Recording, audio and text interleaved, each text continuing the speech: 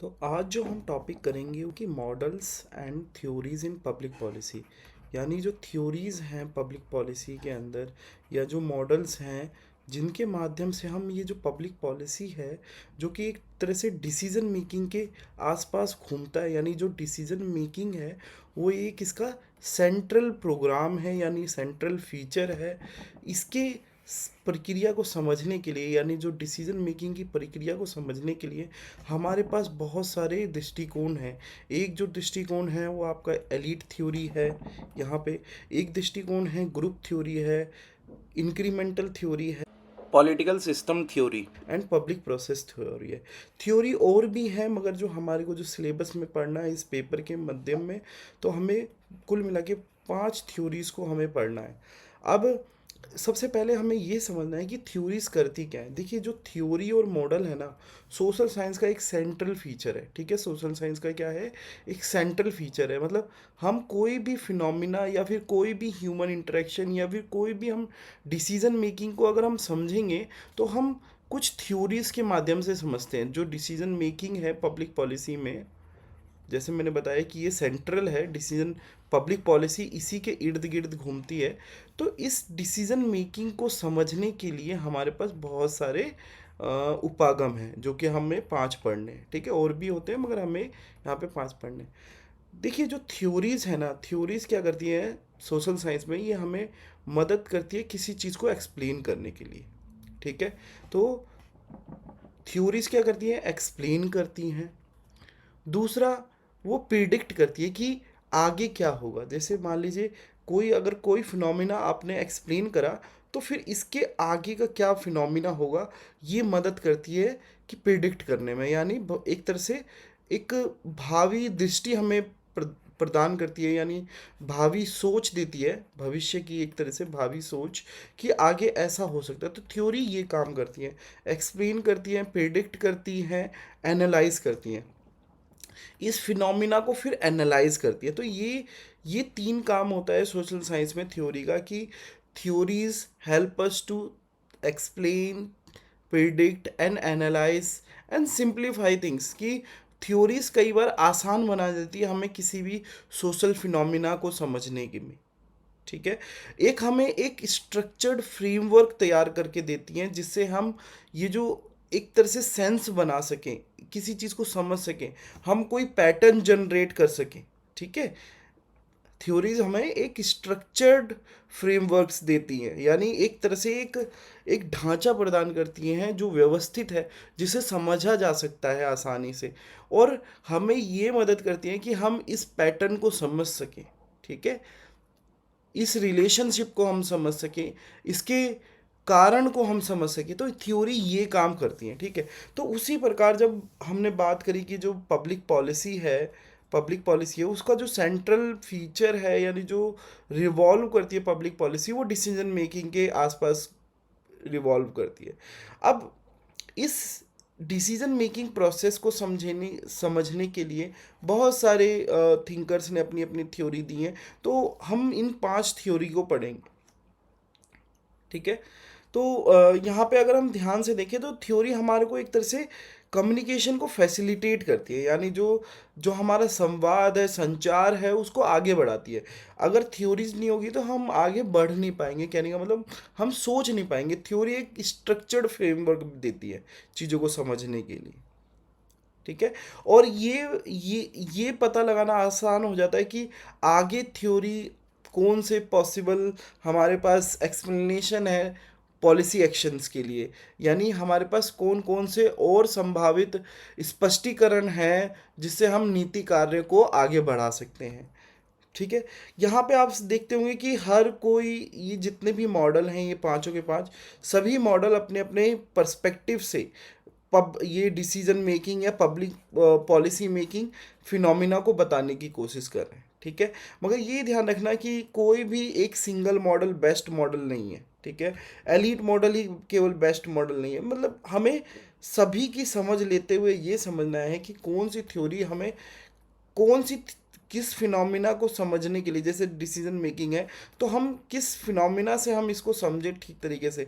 तो आपको सभी दृष्टिकोण का पता होना चाहिए। ठीक है, सभी दृष्टिकोण का, कोई एक दृष्टिकोण परफेक्ट नहीं है।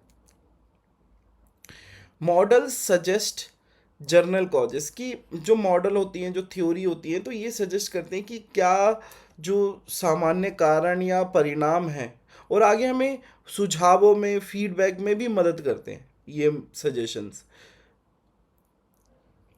तो जो पॉलिसीज़ हैं वो कई बार बहुत सारे मॉडल्स को अपने अंदर समाहित करती है, ठीक है। तो ये भी नहीं है कि हम केवल एक ही मॉडल पे स्टिक रहे, जैसे एलीट थ्योरी पे, नहीं, बहुत सारे मॉडल्स को भी अपने अंदर शामिल करती है डिसीजन मेकिंग प्रोसेस में। लोक नीति का जो सबसे पहला जो मॉडल हम करने जा रहे हैं वो है एलीट मॉडल। तो डिसीजन मेकिंग प्रोसेस है, उसको समझने के लिए हमारे पास बहुत सारे मॉडल और थ्योरीज अवेलेबल हैं, जिसमें से जो सबसे पहला जो मॉडल है वो है आपका एलीट थ्योरी मॉडल। अब देखिए, ये जो एलीट थ्योरी मॉडल है या फिर जो एलीट मॉडल है, ये जो पब्लिक पॉलिसी को डिफाइन करते समय या जो डिसीजन मेकिंग है पब्लिक पॉलिसी के अंदर, उसको डिफाइन करते समय ये बताने का प्रयास करता है कि देखिए ना, जो समाज में हमेशा क्या होता है, कुछ लोग ना हमेशा टॉप पे रहते हैं, ठीक है। ये यहाँ पे इनको बोलते हैं एलीट, यानी अभिजात वर्ग।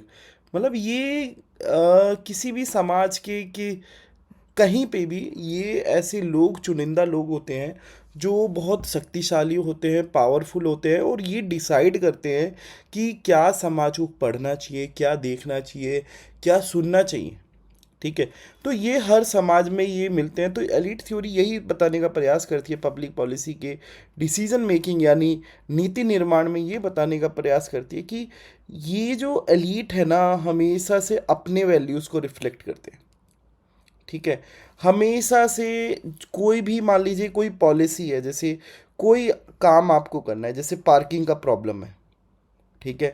तो जो गवर्नमेंट है वो पॉलिसी बनाएगा पार्किंग की प्रॉब्लम के लिए, ठीक है। बहुत सारे रास्ते होंगे कि ये थर्ड पार्टी को दे दे, गवर्नमेंट डायरेक्ट इंटरवेंशन करे इस चीज़ को सॉल्व करने के लिए, पार्किंग इशू को, ठीक है।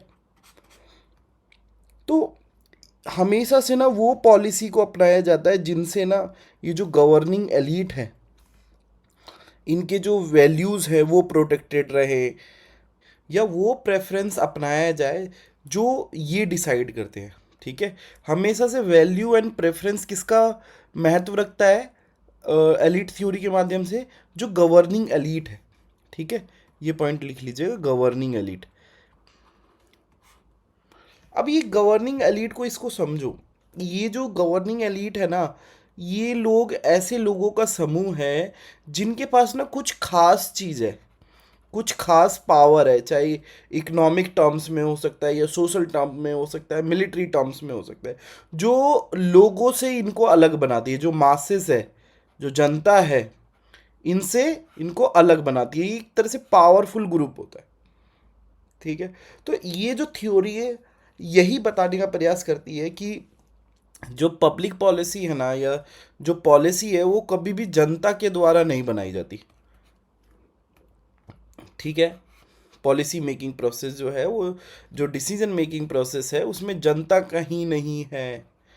जनता एकदम नाम मात्र की जनता है, नाम मात्र की जनता हमेशा किसके द्वारा डिसाइड करी जाती है? एलीट्स के द्वारा। और इसको अप्लाई कौन करता है पॉलिसीज़ को? जो गवर्नमेंट ऑफिशियल्स हैं, एजेंसीज हैं, ये सब डिसाइड करती हैं। तीसरा पॉइंट ये है कि देखिए, ये जो एलीट है ना, ये किसी भी समाज का जो प्रबुद्ध लोग है, ये जो छोटा सा ग्रुप होगा, ये हमेशा से, ये जैसे ये आपकी जनता हो गई और ये आपके एलीट हो गए, ठीक है। तो ये एक छोटा सा स्मॉल ग्रुप होगा और इनके कुछ वैल्यूज़ होंगे, कुछ फंडामेंटल वैल्यू, सोशल वैल्यू होंगे, ठीक है, कुछ वैल्यूज़ होंगे। और लगभग जितने भी एलीट हैं, चाहे वो किसी भी सेक्टर से आ रहा है, उन वो सब ना एक तरह से एक साझा, एक कंसेंसस बिल्ड करते हैं, ठीक है। क्या होता है कि एक तरह से एक साझी सहमति इन सबके बीच में होती है, जितने भी एलीट्स होते हैं ना, एक साझी सहमति। तो ये जो साझी सहमति है वो है क्या, कि देखिए, जिस तरीके का मॉडल चलता आ रहा है, या फिर जो जो पहले से चलता आ रहा है उसको वैसे ही चलने दिया जाए। बस थोड़ा बहुत 19-20 चेंज कर दीजिए और पॉलिसी को कंटिन्यू कर दीजिए। 19-20 चेंज करके पॉलिसी को कंटिन्यू कर दीजिए, क्योंकि यहाँ पे जो इंटरेस्ट है ना एलीट का, यहाँ पे जो एलीट का जो इंटरेस्ट है वो ये है कि मेजर चेंज नहीं करना, ठीक है, एक जो रेवोल्यूशनराइज चेंज करना है या एक क्रांतिकारी जो परिवर्तन करना है वो नहीं, केवल थोड़ा बहुत 19-20, कहने का मतलब इंक्रीमेंटल चेंजेस की बात करते हैं। तो ये ज़्यादातर सिस्टम जो चलता आ रहा है ना उसको प्रोटेक्ट करने की बात करते हैं। तो एलीट मॉडल जो है ना वो यही बताता है कि हर समाज में ना कोई एक एलीट तबका होता है, यानी अभिजात वर्ग होता है, और वो जो लोक नीति जब निर्माण हो रही होती है या उसके जो डिसीजन मेकिंग प्रोसेस में या फिर जो नीति निर्माण प्रक्रिया में हमेशा से कुछ चुनिंदा जो लोग हैं जो एलीट है उनका दबदबा या प्रभुत्व बना रहता है, ठीक है। और उन्हीं के वैल्यूज़ को प्रेफरेंस मिलता है कि हम कौन सी पॉलिसी अपनाएं कौन सी पॉलिसी नहीं अपनाएं, ठीक है। क्योंकि पॉलिसी जैसे कोई एक इशू है तो इसके लिए तो बहुत सारी पॉलिसी बनती है, मतलब कहने का मतलब इस तरीके से सोचिए कि आपको कोई इशू सॉल्व करना है, कोई प्रॉब्लम सॉल्व करनी है, तो उसके उसको सॉल्व करने के पास आपके पास एक ए रास्ता है, बी रास्ता है, सी रास्ता है। तो ये जो रास्ते हैं इनमें से अगर किसी को प्रेफरेंस दिया जाएगा तो उन रास्तों को दिया जाता है प्रेफरेंस, जिससे जो एलीट के वैल्यू एंड प्रेफरेंस और जो सिस्टम में उनकी जो प्रभुत्वता है वो बनी रहे। तो इस तरीके के मॉडल से ये पब्लिक पॉलिसी के डिसीजन मेकिंग को समझाने का प्रयास करता है। और कई बार जो कंपटीशन होता है इन इस एलीट के अंदर ही, मतलब ये जो छोटा सा ग्रुप है एलीट, इसके अंदर छोटा मोटा कंपटीशन होता है और लार्जली ये आपस में ये 10-15 लोग सहमत होते हैं अपने आपस में, ठीक है। तो एक तरह से ये कंपटीशन बहुत नैरो होता है, ठीक है, बहुत बहुत कम स्कोप होता है इशू का कोई, ठीक है। ज़्यादातर क्या होता है इसमें अग्रीमेंट होता है, डिसएग्रीमेंट बहुत कम होता है, क्योंकि ये सब एक जैसे वैल्यू सिस्टम को रिप्रेजेंट करते हैं कि हमें अपना वर्चस्व बनाए रखना है, अपना प्रभुत्व बनाए रखना है, सिस्टम को प्रोटेक्ट करना है, सिस्टम जैसे चलता आ रहा है वैसे ही चलता रहे। तो इस तरीके की बात करते हैं, ये जो एलीट थ्योरी है वो इस तरीके से बताने का प्रयास करती है कि डिसीजन मेकिंग प्रोसेस इस तरीके का।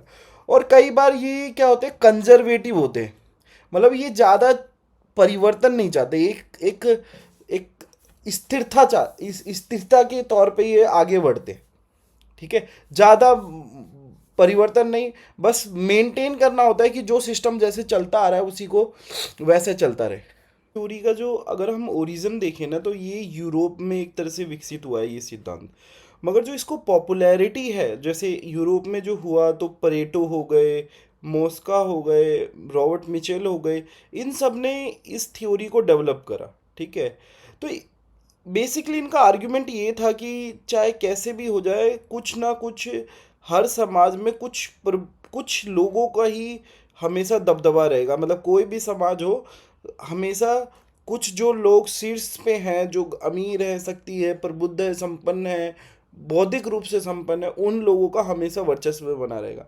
तो ये यूरोप में ये थ्योरी या ओरिजिन होता है, या यूरोप में ये थ्योरी उत्पन्न हुई। फिर जो आगे जो इसको पॉपुलैरिटी मिलती है वो मिलती है इसको अमेरिका में। अमेरिका में जैसे स्यूम पीटर हो गए, ये इकोनॉमिस्ट हो गए, लासवेल हो गए, ये पॉलिटिकल साइंटिस्ट हो गए, जो सोशलिस्ट है सी राइट्स मिल हो गए, जब इन्होंने इस थ्योरी को एक्नॉलेज करा मुख्य तौर पे सामने आई, मुख्य रूप से सामने आई ये थ्योरी। अब देखिए ये थ्योरी को कई बार जो मॉडर्न जो डेमोक्रेसी है उसके साथ भी जोड़ के देखा जाता है। ये बोला जाता है कि जो एलीट फ्रेमवर्क है वो डेमोक्रेसी में भी उसी तरीके की बात करता है कि डेमोक्रेसी कहने को तो लोगों का शासन है, मगर इसमें क्या है कि कुछ चुनिंदा लोग ही पावरफुल होते हैं, और हमेशा जो कंपटीशन चल रहा होता है वो इन लोगों के बीच में चल रहा होता है, इन्हीं पावरफुल लोगों के बीच में चल रहा होता है। जो कंपटीशन होता है डेमोक्रेसी का वो भी इन्हीं लोगों के बीच में चल रहा होता है। तो ये एक तरह से एलीट थ्योरी इस तरीके की संकल्पना आपके सामने रखता है, एक एक एक नॉलेज सिस्टम रखता है कि हमेशा से ना जो कंपटीशन है वो एलीट्स के बीच में रहेगा और एलीट ही डिसाइड करते हैं कि क्या पब्लिक पॉलिसी हो।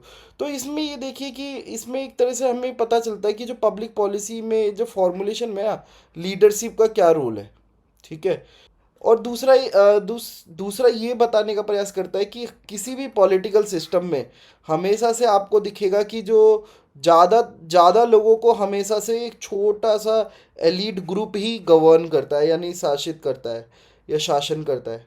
जो एलीट थ्योरी का यूजफुलनेस है या फिर इससे ये हमें किस तरीके से हेल्प करता है, देखिए ये ना हमारे को, हम सभी को जो पॉलिसी एनालाइज करने में बहुत मदद करता है। जब भी पॉलिसी फॉर्मुलेट होता है तो उसको एनालाइज करने में या उसका विश्लेषण करने में हमारी बहुत मदद करता है। और इस थ्योरी का जो एक तरह से जो सीमित आयाम है वो ये है कि जैसे जो प्लूरलिस्टिक डेमोक्रेसी होती है, जहाँ पे जो पावर बहुत सारे सेक्शंस में डिवाइडेड होती है, तो ये जो थ्योरी है कहीं कहीं ना कहीं वहाँ पे सीमित हो जाती है, मगर कई जगह ये कारगर साबित होती है। दूसरा, हमेशा से ये बात करती है कि जो एलीट डोमिनेंस है ना वो हमेशा से स्ट्रोंगर होगा कोई सेंट्रलाइज स्टेट में या अथॉरिटेरियन में, क्योंकि जो सेंट्रलाइज और अथॉरिटेरियन होते हैं वो पॉलिसीज़ को एज अ टूल यूज़ करते हैं अपना डोमिनेंस बनाने के लिए या फिर अपना वर्चस्व बनाने के लिए। तो ये थ्योरी हमारे को पब्लिक पॉलिसी डिसीजन मेकिंग में कुछ इस तरीके से समझाने का प्रयास करती है कि जो डिसीजन मेकिंग प्रोसेस है वो एक तरह से एलीट ड्रिवन है, ठीक है। वो एलीट लोगों के द्वारा, यानी जो प्रबुद्ध लोग हैं, जो संपन्न लोग हैं, जिनके पास कुछ खास क्वालिटी है, जो पैसों से ज़्यादा अमीर हैं, उनके पास और भी, चाहे वो बहुत सारे सेक्टर्स, चाहे वो इंडस्ट्री है उनके पास, तो ऐसे लोगों का हमेशा पब्लिक पॉलिसी पे एक दबदबा बना रहता है। पब्लिक पॉलिसी का जो दूसरा सिद्धांत है, यानी जो दूसरा मॉडल है, वो है ग्रुप मॉडल। अब देखिए इसका ना कुछ अजम्पशन है। अजम्पशन ये है कि जब भी पॉलिटिक्स के अंदर ना हमेशा जो लोग हैं ना वो अकेले भागीदारी नहीं लेते, ठीक है। अकेले अपनी भागीदारी सुनिश्चित नहीं करते, ठीक है। भागीदारी जो है वो हमेशा ग्रुप के अंदर आती है। तो ये इसका अजम्पशन है इस ग्रुप मॉडल का। तो अब ये क्या बोल रहा है कि जो इंटरेस्ट ग्रुप है, यानी जो ग्रुप है वो कुछ लोगों का समूह है जिसका कुछ कॉमन इंटरेस्ट है, ठीक है। कॉमन इंटरेस्ट, ठीक है। अब ये जो ग्रुप है ये ऑर्गेनाइज भी हो सकते हैं, अनऑर्गेनाइज भी हो सकते हैं, ठीक है, मगर इनका कुछ कॉमन इंटरेस्ट है। तो जो जैसे कि जो सबसे सबसे पहला ये बोला गया कि जो लोग हैं वो अकेले भागीदारी सुनिश्चित नहीं करते, क्योंकि वो अकेले कमज़ोर होते हैं। तो वो किसके साथ भागीदारी करते हैं, वो ग्रुप के साथ बात अपनी रखते हैं, ठीक है। तो ये इस थ्योरी का ऑब्जेक्टिव है कि हमेशा से जो इंटरेस्ट ग्रुप है या फिर जो ग्रुप्स हैं वो कुछ पब्लिक पॉलिसी ऑब्जेक्टिव्स रखते हैं, ठीक है। उन जो ग्रुप्स होते हैं समाज में, जितने भी ग्रुप्स हैं, उनके कुछ ना कुछ हित होते हैं पब्लिक पॉलिसी से, ठीक है, कि पब्लिक पॉलिसी इन इन चीज़ों को पूरा करे, ठीक है। तो ये जो थ्योरी है ये यही बताता है कि जो ग्रुप्स हैं वो कैसे इन्फ्लुएंस करते हैं पॉलिसी को, या किस तरीके से हेल्प करते हैं, या फिर किस तरीके से ये मैप करते हैं, या फिर किस तरीके से ये प्रभावित करते हैं, इन्फ्लुएंस करते हैं पब्लिक पॉलिसी को। और किस तरीके से हम ये जो पब्लिक पॉलिसी है इसको किस तरीके से इसके ऑब्जेक्टिव्स को हम अचीव करें। तो सबसे पहले अगर हम देखें कि ये वाला लाइन जो है ये देखिए ध्यान से, समूह सिद्धांतकार मानते हैं कि लोग व्यक्तिगत रूप से नहीं बल्कि हित समूह के माध्यम से राजनीति में भाग लेते हैं। तो ये इम्पोर्टेंट है, एक तरह से ये थ्योरी का एक अजम्पशन है। और इस थ्योरी को सबसे पहले एक आर्थर एफ बेंटले हैं, उन्होंने अपने द प्रोसेस ऑफ गवर्नमेंट 1908 में इन्होंने पब्लिश करा था। फिर उसके बाद ये थ्योरी पॉपुलर होती है ट्रूमैन, रॉबर्ट डॉल, इन सब के द्वारा, ठीक है। तो ग्रुप थ्योरी एक तरह से हम सब के लिए ना एक एक एक माध्यम बनती है कि हम ये पॉलिटिकल प्रोसेस को समझें, ठीक है। क्यों कुछ लोग हित समूह बना के अपनी बात को रखते हैं और पॉलिसी में अपनी भागीदारी सुनिश्चित करते हैं, और वो चाहते हैं कि इस तरीके से ये पॉलिसी बने और हमारे उद्देश्य को पूरा करा जाए, ठीक है। तो ये इस ओर हमारा ध्यान ले जाता है कि जो पॉलिसी मेकिंग है उसमें किस तरीके से जो ग्रुप्स हैं वो किस तरीके से प्रभावित करते हैं। अब देखो ये जो ट्रूमैन है, इन्होंने ये अपने बुक में द गवर्नमेंटल प्रोसेस 1953 में ये बताया कि जो पब्लिक पॉलिसी है ना वो एक तरह से ग्रुप के इंटरेक्शन का रिजल्ट है। ठीक है, all public policy result from group interaction.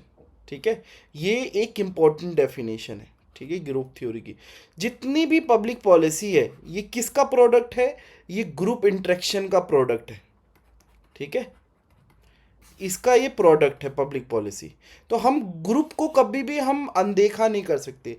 Group एक तरह से एक बहुत इंपॉर्टेंट पार्ट हो जाता है किसी भी पब्लिक पॉलिसी का।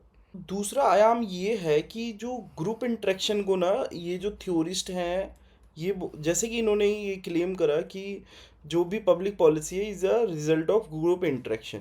तो ये बात करते हैं कि ये जो ग्रुप इंटरेक्शन है ना एक तरह से ये पीपल और गवर्नमेंट के बीच जो है ना ये ग्रुप है जो जनता की आवाज़ ग्रुप को दे रहे हैं और ग्रुप फिर गवर्नमेंट से बात कर रही है। ठीक है, तो ये बोल रहे हैं कि ये group interaction is considered the most democratic वे, यानी ये एक जो समूह समूह की जो क्रिया है उसको सबसे अच्छा लोकतांत्रिक तरीका माना गया है राजनीतिक मांगों को पूरा करने के लिए। ठीक है, अब जो ग्रुप है एक तरह से एक ब्रिज के तौर पे भी काम करता है। ठीक है, जो लोग हैं और जो गवर्नमेंट है उसके बीच में के कौन है, ग्रुप्स हैं। ठीक है, ग्रुप्स। अच्छा, अगर हम इंडिया के अंदर देखें तो ध्यान से देखें तो देखो अभी किस एग्रीकल्चर से रिलेटेड कोई पॉलिसी है तो जो गवर्नमेंट है वो क्या करती है, जितने भी एग्रीकल्चरिस्ट ग्रुप हैं या फिर जो भी है उन सबको बुलाती है संवाद के लिए। ठीक है, तो वो एक तो डायरेक्ट लोगों से बात नहीं करके ग्रुप्स से भी कई बार बात करती है, डिस्कशन करती हैं। ठीक है, तो ये चीज़ ध्यान रखो कि कई बार ब्रिज के तौर पे भी काम करते हैं ग्रुप्स। और कई बार ना पॉलिसी जो पॉलिटिक्स है ना वो इन ग्रुप्स के आसपास या फिर ग्रुप्स के अमोंग जितने भी ग्रुप्स हैं इनके बीच भी चलती रहती है। ठीक है, politics is a struggle among groups to influence public policy. तो ये है कि हर ग्रुप ये चाहता है कि जो लोक नीति बने वो हमारे हिसाब से बने। ठीक है, तो कई बार जो लोक नीति है ना वो उसके इस पक्ष को भी दिखाते हैं ग्रुप थ्योरिस्ट की ये ना एक तरह से ग्रुप्स का स्ट्रगल है कि वो अपनी बात मनवा ले, वो अपनी बात रख ले, वो अपने हितों को पूरा कर ले। ठीक है, तो यहाँ पे डायरेक्ट जो जनता है, जो लोग है, जो पीपल है वो सामने ना आके ग्रुप्स आते हैं और ग्रुप्स अपने हिसाब से जो लोक नीति है उसको बनवाना चाहते हैं जिससे कि उनके हित पूरे हों। अब ये जो पॉलिटिकल सिस्टम है ना ये कैसे ग्रुप कॉन्फ्लिक्ट को मैनेज करता है, तो ग्रुप ग्रुप कॉन्फ्लिक्ट को कैसे मैनेज करता है, जैसे अभी किसान आंदोलन चल रहा था तो बहुत सारे ग्रुप आए थे किसानों के, जितने भी दो चार जो ग्रुप हैं वो गवर्नमेंट से बात करी तो गवर्नमेंट ने कुछ प्रोमिस दिए। ठीक है, कुछ बोला कि आप भी कुछ कॉम्प्रोमाइज़ करो कुछ हम भी करें, तो किस तरीके से कुछ रूल्स बना के, ठीक है, कि ग्रुप इस तरीके से व्यवहार करे, कुछ कॉम्प्रोमाइज़ करके कुछ बैलेंस इन ग्रुपों के बीच में बना के। ठीक है, इस तरीके से इन पॉलिटिकल सिस्टम के अंदर ग्रुप्स को मैनेज करा जाता है और ये बताने का प्रयास करा जाता है कि जो जो ये जो स्ट्रगल है ना ये जब मिनिमाइज हो जाता है, एकदम मिनिमाइज, जहाँ पे जो सभी ग्रुप्स एक तरह से अग्री कर देते हैं वहाँ पे ये बोलते हैं कि ये इक्विलिब्रियम पॉइंट है, तो यहाँ पे पॉलिसी एक्सेप्टेड हो जाती है। ठीक है, तो इस तरीके से किसी भी पॉलिटिकल सिस्टम के अंदर एक तरीके से जो पॉलिटिकल जो ग्रुप का कन्फ्लिक्ट है उसको मैनेज करा जाता है, कई बार रूल्स के द्वारा, कई बार कॉम्प्रोमाइज़ करके, दो सभी ग्रुप्स के इंटरेस्ट को बैलेंस करके। अब किसी भी ग्रुप का जो इन्फ्लुएंस है वो कैसे हम डिसाइड करें, तो सबसे पहला उस ग्रुप के अंदर कितने लोग हैं, उसके पास कितनी संपत्ति है या कितने संपदा है, ऑर्गेनाइजेशनल स्ट्रेंथ कितना है उसका, संगठनात्मक जो शक्ति है वो कितनी मजबूत है, उसकी लीडरशिप कितनी मजबूत है, कितना एक्सेस है डिसीजन मेकर्स का, और इंटरनल कोहेजन कैसा है, आंतरिक सामंजस्य कैसा है, कि ये तो नहीं है कि थोड़ी देर के लिए ग्रुप एक साथ आए और एकदम से फिर टूट गए। तो ये सब चीज़ें बताती है कि कौन कितना ग्रुप कितना पावरफुल है, और जो जितना पावरफुल ग्रुप होगा वो उतने हिसाब से लोक नीति को प्रभावित कर देगा। और जैसे कि हमने शुरुआत ही करा कि जो डेविड ट्रूमैन है वो ये बोलते हैं कि public policy is a result from group interaction. Group theory है उसका जो वो रोल बताने का प्रयास करता है कि जो पॉलिसी मेकिंग है, तो सबसे पहले ये समझिए कि देखिए हर पॉलिटिकल सिस्टम में बहुत सारे हित समूह होते हैं, ठीक है। हर पॉलिटिकल सिस्टम में हित समूह होते हैं, और इनका जो स्ट्रेंथ और लेजिटिमेसी है वो वेरी करती है हर पॉलिटिकल सिस्टम में। बहुत सारे पॉलिटिकल सिस्टम में इसको एक्नॉलेज करते हैं, बहुत सारे नहीं करते। हम जितनी डेमोक्रेटिक कंट्रीज़ में जाएंगे तो हम देखते हैं कि बहुत सारे आपको न्यूमरस ऑर्गेनाइजेशन, इंटरेस्ट ग्रुप मिलेगी। और वहीं पे अगर हम अथॉरिटेरियन कंट्री पे या फिर जो डेमोक्रेटिक नहीं है उसमें ये जो हित समूह हैं वहाँ पे आपको देखने को नहीं मिलेंगे। उनका जो दूसरा काम है वो ये है कि जो भी इंटरेस्ट है ना उन सबको आर्टिकुलेट करना, यानी जो भी समाज की जो भी डिमांड है, जो भी समस्या है, या फिर जो भी तरीके की मांग है, उन सबको अभिव्यक्त करना, ठीक है। उन सबको इकट्ठा करना और उनको सामने रखना समाज के। तो ये काम होता है इंटरेस्ट ग्रुप का। फिर उसके बाद हम देखते हैं कि जो ग्रुप्स हैं वो एक तरह से कि जो टेक्निकल और स्पेशलाइज इंफॉर्मेशन भी कलेक्ट करते हैं या फिर प्रोवाइड कराते हैं। जब भी कोई पॉलिसी बन रही होती है तो ग्रुप्स क्या करते हैं, जो भी टेक्निकल या जो स्पेसिफिक नॉलेज है जो पॉलिसी मेकर्स को चाहिए, तो वो भी अपने अपने माध्यम से उपलब्ध कराते हैं कि कोई भी पॉलिसी बनने के लिए। जो ग्रुप्स हैं वो और क्या करते हैं कि वो क्या करते हैं, आपका जो पॉलिसी मेकिंग है उसके अंदर क्या करते हैं, रैशनैलिटी को आगे बढ़ाते हैं, ठीक है। और जितना भी उनके पास एक्सपर्ट है किसी डोमेन का या फिर किसी प्रॉब्लम का, वो ग्रुप्स उपलब्ध कराते हैं, अपने पर्सपेक्टिव देते हैं कि इस प्रॉब्लम को इस तरीके से टैकल करा जाए तो इससे ज़्यादा अच्छा रिजल्ट आएगा, ठीक है। तो हम देख रहे हैं कि जो व्यक्ति है वो ग्रुप के अंदर व्यवहार कर रहा है, ना कि अकेले व्यवहार कर रहा है। फिर इस मॉडल के बहुत सारे क्रिटिसिज्म है इसका, जो ग्रुप थ्योरी का, वो ये है कि देखिए हर ग्रुप में ना कुछ लोग होते हैं। जैसे कोई भी ग्रुप बनता है तो उसके अंदर इंडिविजुअल्स होते हैं, और कुछ इंडिविजुअल्स जो होते हैं ना, जो लोग होते हैं वो बहुत प्रभावशाली होते हैं। तो कई बार जो क्रिटिसिज्म है ग्रुप मॉडल का वो ये है कि वो कौन से लोग हैं जो ग्रुप की रणनीतियों को तैयार करते हैं, उनके रोल्स को कई बार हम नज़रअंदाज करते हैं, ठीक है। दूसरा ये है कि हम कैसे माने कि एक पॉलिटिकल सिस्टम में बहुत सारे सोशल ग्रुप है और कैसे ये एक इक्विलिब्रियम पॉइंट पे आते हैं, मतलब यानी एक समतुल्य पॉइंट पे किस तरीके से आते हैं, एक सामाजिक संतुलन कैसे बनाए रखते हैं, ठीक है। तो ये ये हम कैसे एक्सप्लेन करें। दूसरा क्या है, तीसरा क्या है कि जो ग्रुप्स होते हैं, कई बार क्या होता है किसी भी पॉलिटिकल सिस्टम में एक ग्रुप का जो मेंबर है वो दूसरे ग्रुप के मेंबर में भी होता है, मतलब यानी एक एक व्यक्ति बहुत सारे ग्रुप्स का मेंबर होता है, और कई बार ना ये कन्फ्लिक्ट को जन्म देता है और कन्फ्लिक्ट कभी ख़त्म नहीं होता, तो ये भी प्रॉब्लम है। और जो नए ग्रुप हैं, जो पोटेंशियल ग्रुप हैं, वो ज़्यादातर इफ़ेक्टिव नहीं होते कॉन्फ्लिक्ट रेजोल्यूशन में, ये भी प्रॉब्लम है। और यहाँ पे जो गवर्नमेंट है ना वो एक तरह से क्रूशियल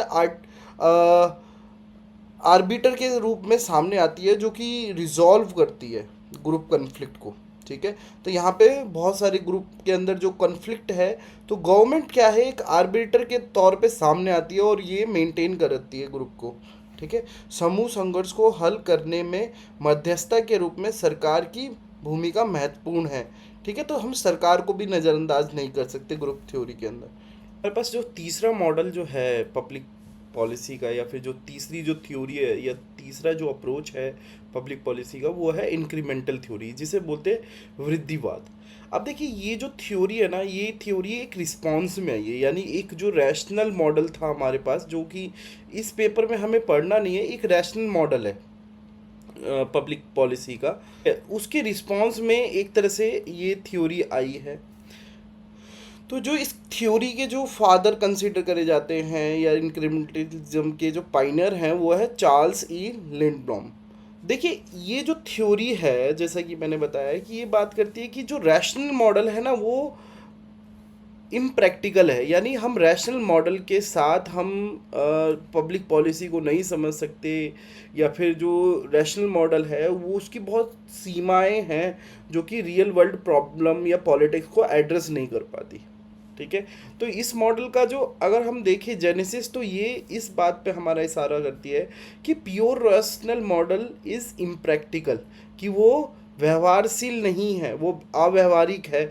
जो प्योर यदि शुद्ध तर्क संगत जो मॉडल है वो एक तरह से व्यवहारशील नहीं है वास्तविक दुनिया की समस्या को समझने के लिए या उसका सॉल्व करने के लिए। अब देखिए, ये जो रैशनल मॉडल है ना, वो रैशनल मॉडल एक इस तरीके की संकल्पना करता है कि हमें ना पब्लिक पॉलिसी को ना हम स्टेजेस में बांट दें। ठीक है। और स्टेजेस में बांट दें, प्लस में क्या है, हम सेग्रीग्रेट करें हर हर इशू को, हम एक दूसरे से अलग करते हुए स्टेजेस बाय, तब जाके हमें policy making and decision making को समझना होगा। ठीक है। मगर ये बात करता है कि हम ऐसा नहीं कर सकते। ठीक है। कई बार जो पॉलिसी मेकर्स हैं, जो तीसरा पॉइंट ये बोल रहे हैं कि जो पॉलिसी मेकर्स हैं वो कई बार ना प्रॉब्लम को कंप्लीटली सॉल्व नहीं कर सकते। कि कोई भी पॉलिसी मेकर है या फिर जो भी नीति निर्माता है, वो पूरी तरह से किसी समस्या को हल नहीं कर सकते, मगर उनसे निपटा जा सकता है। यानी focus on coping with problem, यानी उससे निपटने की ओर ध्यान केंद्रित कर कर सकते हैं। तो इस थ्योरी का यही मानना है कि प्योर रैशनल मॉडल जो है वो इम्प्रैक्टिकल है। ठीक है। वो अव्यवहारिक है। हमें केवल और केवल जो वर्तमान में हमारी समस्या जो है उसको हमें बस टैकल करना है या फिर उससे निपटना है। ठीक है। हम कंप्लीटली किसी प्रॉब्लम को सॉल्व नहीं कर सकते, ये इसका अजम्पशन है। ठीक है। फिर ये बात करता है कि जो पब्लिक पॉलिसी है वो एक तरह से कंटिन्यूएशन है। यानी public policy is a continuation of past government activities. यानी जो लोक नीति है या जो सार्वजनिक नीति है वो पिछली सरकार की गतिविधियों की निरंतरता है।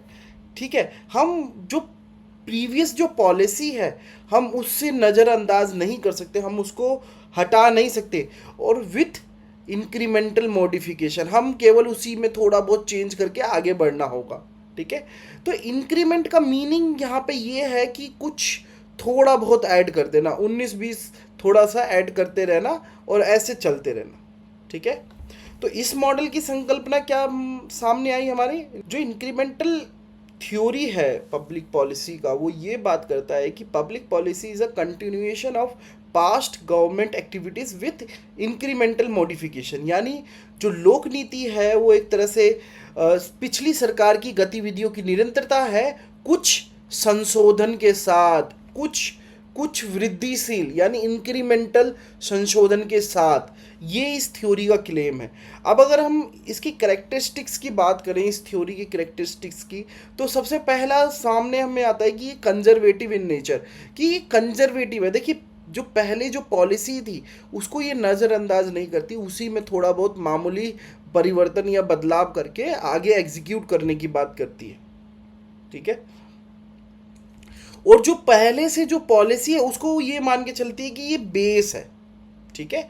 ये बेस है, ये आधार है, इसी आधार पे हमें थोड़ा बहुत चेंज करना है और पॉलिसी को कंटिन्यू कर देना है। Policy making should limit innovation to marginal change, कि इसमें ज़्यादा हमें इनोवेशन नहीं करना। जो पिछली पॉलिसी थी, मान लो ये कोई पिछली, इसमें थोड़ा बहुत ऐड करके फिर कंटिन्यू कर दिया। ठीक है। ये चीज़, प्रॉब्लम्स आर कॉन्टिन्यूअली रीडिफाइंड, कि जो प्रॉब्लम्स है ना, मान लो कि जो आज हमें वर्तमान में समझ में आ रही है ये समस्या है, वो एक तरह से पूरा दृश्य नहीं है, वो धीरे धीरे धीरे धीरे हमें समझ में आएगी कि प्रॉब्लम है क्या। ठीक है।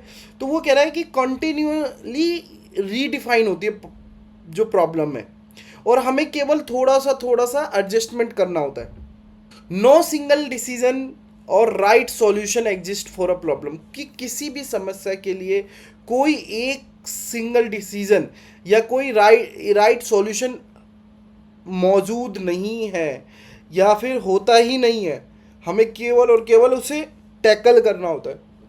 Policy analyst may not always agree on most appropriate decision, जो नीति विश्लेषक हैं वो हमेशा सबसे उपयुक्त निर्णय पर असहमत नहीं हो सकते। बात करते हैं क्रिटिसिज्म की। अब जो इसका जो क्रिटिसिज्म है वो ये है कि जो कंसेप्ट है इंक्रीमेंटल का, ये वेग है।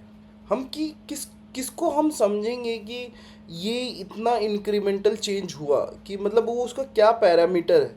तो ये जो अवधारणा है इंक्रीमेंटल का, ये थोड़ा सा वेग है, यानी अस्पष्ट है कि कितना हम कंसीडर करें कि इतना इंक्रीमेंटल माना जाएगा और इतना नहीं माना जाएगा। फिर उसके बाद जो है वो ये है कि नॉट यूनिवर्सली एप्लीकेबल, कि ये जो कंसेप्ट है या फिर ये जो मॉडल है, इसका कोई यूनिवर्सल एप्लीकेबिलिटी नहीं है, यानी हम ये पूरे विश्व के लिए नहीं हम अपना सकते हैं। ये कुछ जो स्टेट हैं जो इंडस्ट्रियलाइज हैं, जहाँ पे पॉलिटिकल स्टेबिलिटी ज़्यादा है, उस जगह पे ये एप्लीकेबल है। Provide guideline for crisis situation but may to be conservative, कि एक तरह से जो संकट की स्थिति होती है उसके अंदर ये दिशा निर्देश तो करता है, ठीक है, दिशा निर्देश तो प्रदान करता है, मगर बहुत रूढ़िवाद हो सकता है, ठीक है। और इसका सबसे जो महत्वपूर्ण पक्ष ये है कि जो वर्तमान में जो पॉलिसी चलती आ रही है, जो एग्जिस्टिंग पॉलिसी है, ठीक है, उसको बेस मानना, ठीक है, और इनोवेशन को उसी के आधार पे सीमित कर देना, कि हम केवल वो जो पहले की पॉलिसी थी वो अच्छी पॉलिसी है, उसी में हम केवल थोड़ा बहुत इनोवेशन करेंगे और ज़्यादा इनोवेट नहीं करेंगे, उसी को कंटिन्यू करना। May discourage the search and alternative solution, जो एक तरह से हमें सीमित करती है कि हम कोई और रास्ता भी अपना सकते हैं। तो ये जब बोलते हैं कि जब पुरानी जो पॉलिसी है हमें उसी को बेस बना के चलना है, तो जो दूसरे रास्ते हैं और भी अन्य तरीके हैं किसी प्रॉब्लम को सॉल्व करने के लिए, उसके लिए एक तरह से हम सबको ये लिमिट कर देती है। लास्ट जो पॉइंट है वो है, देखिए, आलोचना के बाद भी, यानी डिस्पाइट क्रिटिसिज्म, ये एक अच्छा मेथड माना जाता है। जो इंक्रीमेंटल अप्रोच है ना किसी पॉलिसी मेकिंग में, इसे एक अच्छा इसलिए माना जाता है क्योंकि देखिए, एक तो सबसे पहले जो पॉलिसी बनी हुई आ रही है, अब जैसे फॉर एग्जांपल देखिए, जैसे निर्मल भारत अभियान था, निर्मल भारत, अब देखिए उसी का बस हमने क्या करा, नाम चेंज करके स्वच्छ भारत अभियान कर दिया, स्वच्छ भारत नीति कर दी। तो कई बार जो ये जो पॉलिसी जो है ना, जो इंक्रीमेंटल चेंजेस है, इस पे ना जो कंटेस्टेंट होता है, यानी जो राजनीतिक रूप से भी ना सुविधाजनक होती है, हर कोई ना हामी भर देता है। जो पॉलिसी मेकर है वो बस थोड़ा बहुत चेंज करके उसको कंटिन्यू कर देते हैं। दूसरा ये है कि देखिए, ये ना जो कन्फ्लिक्ट होते हैं, देखिए हर पॉलिटिकल सिस्टम में कन्फ्लिक्ट होते हैं, और कई बार जो पॉलिटिकल सिस्टम में जो जो ज़्यादातर लोग हैं वो ये चाहते हैं कि स्टेबिलिटी आए, यानी ज़्यादा क्रांतिकारी परिवर्तन ना हो, जैसे व्यवस्था चलती आ रही है उसी में थोड़ा मूलभूत परिवर्तन करके सुचारू रूप से चालू होनी चाहिए, उसी तरीके का सिस्टम चलते रहना चाहिए। तो उसमें भी कई बार ये जो इंक्रीमेंटल अप्रोच है ये भी फेवर करता है कि जो जिस तरीके की व्यवस्था चलती आ रही है उसी तरीके से व्यवस्था चलती आए, बस थोड़ा बहुत 19-20 परिवर्तन करते रहें। और ये एक तरह से जो पॉलिसी है उसमें केवल थोड़ा सा बस मूलभूत परिवर्तन, यानी जो वृद्धिशील परिवर्तन के माध्यम से ही नीतियों को, जो लोक नीतियों को आगे अग्रसित कर दिया जाता है, यानी वो नीतियाँ चलती रहती हैं थोड़ा बहुत परिवर्तन होने से ही। और ज़्यादातर हम देखते हैं कि जो डेवलपिंग कंट्रीज़ हैं वो बड़े रिस्क को अवॉइड करने के लिए, यानी वो ज़्यादातर क्रांतिकारी परिवर्तन की बात नहीं करती, थोड़ा बहुत मूलभूत परिवर्तन की बात करती है। तो उन वहाँ पे हम देखते हैं कि जो इंक्रीमेंटल अप्रोच है बहुत डोमिनेंट रहता है, बहुत बहुत प्रभावकारी रहता है, या फिर हर जो नीति निर्माता है उसे अपनाते हैं। और एक तरह से इंक्रीमेंटल अप्रोच ये जो पॉलिसी मेकर्स है उनके बिहेवियर को भी समझाता है कि किस तरीके से जो इंक्रीमेंटल अप्रोच है इसमें केवल और केवल जो थोड़ा बहुत चेंज करके, मूलभूत परिवर्तन करके, थोड़ा बहुत उसके बाद पॉलिसी कंटिन्यू कर दी जाती है। तो एक तरह से ये जो पब्लिक पॉलिसी का एक अलग डायमेंशन की ओर हम सबको लेके जाता है कि जो पॉलिसीज़ होती हैं वो एज इट इज़ चलती रहती हैं, बस उसमें थोड़ा बहुत मूलभूत परिवर्तन होता है। तो ये था हमारा इंक्रीमेंटल थ्योरी, यानी इंक्रीमेंटल अप्रोच या इंक्रीमेंटल मॉडल, ठीक है। जो चौथा जो हमारा अप्रोच है पब्लिक पॉलिसी का, वो है पॉलिटिकल सिस्टम अप्रोच। अब ये जो पब्लिक पॉलिसी का जो अप्रोच है, सिस्टम अप्रोच, हमारा चौथा अप्रोच है वो पब्लिक पॉलिसी का है पॉलिटिकल सिस्टम अप्रोच। अब देखिए इसको समझिए, देखिए ये दो वर्ड है, सिस्टम एंड अप्रोच। यहाँ पे एक तरीके से ये समझिए ये पूरा समाज क्या है, एक सिस्टम में, ठीक है, सिस्टम में पूरा समाज। अब इसमें बहुत सारे पार्ट्स हैं, जैसे एक तो इसका पार्ट हो गया एक इकोनॉमिक सब पार्ट हो गया, एक तरह से हम कह सकते हैं इकोनॉमी एक क्या है, इसका एक सब सिस्टम है। एक इसका जो कल्चर है समाज का, वो भी एक क्या है, सब सिस्टम है। फिर एक आता है आपका पॉलिटिकल, तो पॉलिटिकल भी क्या है, इस लार्जर सिस्टम का एक सब सिस्टम है। तो जो पब्लिक पॉलिसी है वो एक्चुअल में इस पॉलिटिकल सिस्टम को रिस्पॉन्ड करती है। अब इस सिस्टम में है क्या, इस सब सिस्टम में अगर हम ध्यान से देखें तो इसमें लोगों की डिमांड्स आती है, ठीक है, जो मांग होती हैं, जो डिमांड्स होती हैं वो इसके अंदर आती है, ठीक है। अब जो पब्लिक पॉलिसी है वो एक तरह से इसी पॉलिटिकल सिस्टम को रिस्पॉन्ड करती है, इसी पॉलिटिकल सिस्टम को रिस्पॉन्ड करती है। इस अप्रोच का मतलब ये है। अब आप कहेंगे कि सिस्टम होता क्या है, सिस्टम एक तरह से एक ऐसा व्यवस्था होती है जहाँ पे जो इंटिटीज़ है आपस में एक दूसरे से जुड़ी होती हैं और एक नेटवर्क बनाती हैं और एक दूसरे पे इंटरडिपेंडेंट होती हैं, तब जाके हम बोलते हैं कि एक सिस्टम है, ठीक है। दोनों के बीच में एक्सचेंज हो रहा है, एक्सचेंज होता है, इंटरडिपेंडेंस होता है, तो हम बोलते हैं कि ये एक सिस्टम है। तो ऐसे ही पॉलिटिकल सिस्टम है। तो यहाँ पे सबसे पहला जो पॉइंट है वो ये है कि जो पब्लिक पॉलिसी है वो इन्वायरमेंटल फोर्सेस से शेप होती है। अब देखिए यहाँ पे कोई भी पॉलिटिकल सिस्टम है, मान लीजिए ये पॉलिटिकल सिस्टम है, तो इसका एक्सटर्नल फोर्सेस क्या हुआ या फिर जो इन्वायरमेंटल फोर्सेस क्या हुआ, जो इसके अंदर डिमांड्स आती हैं। अब देखिए आपकी कोई मांग है या फिर कोई नीति को लेकर आप मतलब आप कुछ करवाना चाहते हैं सरकार से, तो आप अपनी जो डिमांड्स हैं वो किसके अंदर भेजेंगे, पॉलिटिकल सिस्टम के अंदर भेजेंगे, ठीक है। अब इस सिस्टम को मीडिएट करने वाले बहुत लोग होते हैं, जैसे पॉलिटिकल पार्टी हो गई, ऑर्गेनाइजेशन हो गए, बहुत सारे लोग होते हैं जो इस पॉलिटिकल सिस्टम को एक तरह से मीडिएट करते हैं, ठीक है। तो यहाँ पे ये जो अप्रोच है पॉलिटिकल साइंस, जो पब्लिक पॉलिसी का जो अप्रोच है, सिस्टम अप्रोच, ये बोलता है कि इसी पॉलिटिकल सिस्टम को पब्लिक पॉलिसी क्या करती है, रिस्पॉन्ड करती है। ये जो अप्रोच है ये किसके सबसे पहले ये जर्नल सिस्टम थ्योरी से आया है और इसको जो लाया गया डेविड ईस्टन के द्वारा। अब डेविड ईस्टन भी पॉलिटिकल सिस्टम की एक तरह से परिभाषा करते हैं कि a political system consists of institutions and activities making authoritative decisions। अब यहाँ पे ये थोड़ा बड़ा डेफिनेशन है, ये बताते हैं कि जो राजनीतिक व्यवस्था है या प्रणाली है उसके अंदर जो संस्थाएं होती हैं, जो गतिविधियां शामिल होती हैं, जिसके द्वारा क्या होता है, अथॉरिटेटिव डिसीजन लिए जाते हैं, जो आधिकारिक निर्णय लेते हैं। अब देखिए अथॉरिटेटिव का मतलब ये हुआ कि ऐसे निर्णय लिए जाते हैं इस सिस्टम के अंदर जिसमें समाज को बाध्य होता है, ठीक है।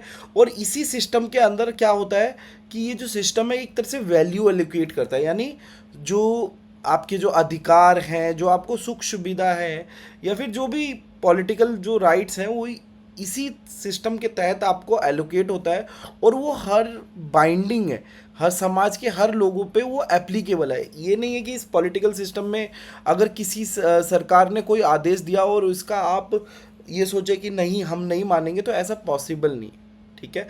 तो यहाँ पे ये एक तरह से बोलता है कि एक तरह से ना जो समाज है ना वो एक तरह से सिस्टम है, ठीक है। इसमें होता क्या है, एक तरफ होता है आपका डिमांड्स आती हैं लोगों की, ठीक है, एक तरह से क्या होता है, डिमांड आती है, ठीक है, जो मांगे होती हैं लोगों की भी हो सकती है, ग्रुप्स की भी हो सकती है, या फिर किसी भी चीज़ के लिए कोई डिमांड आती है। दूसरी तरफ क्या होता है, सपोर्ट होता है।